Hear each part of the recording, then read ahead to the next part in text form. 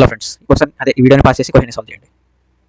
So ఇలాంటి క్వశ్చన్స్ని మనం చాలా జాగ్రత్తగా కేర్ఫుల్గా అబ్జర్వ్ చేసి చేయాలి. ఓకే, సో ఎలా అంటే ఇప్పుడు చూడండి, ఇక్కడ నాకు సైన్ కనిపిస్తుంది, ఇక్కడ సైన్ కనిపిస్తుంది కదా. సో ఈ సైన్ టీటాని నేను అవతల పంపిస్తాను. So cos theta equal to root 2 sine theta అయిపోతుంది కదా. Root 2 sine theta plus sine theta, sine theta common తీసేస్తే సైన్ టీటా ఇటు రూట్ 2 + 1 కదా. ఇప్పుడు ఈ సైన్ టీటాని నేను అవతల పంపిస్తే ఏమైపోతుంది, కాట్ టీటా అయిపోతుంది కదా. Cot theta equal to root 2 + 1. ఇప్పుడు చూడండి, మనకి ఏం కనుక్కోమన్నాడు, cos theta plus sine theta కదా. ఇప్పుడు నేను ఏం చేస్తానంటే, నాకు కాట్ టీటా తెలుసు, సో నేను దీన్ని కూడా కాట్ టీటాలోకి మార్చేసుకుంటా. ఎలాగా, బై డివైడింగ్ బై సైన్.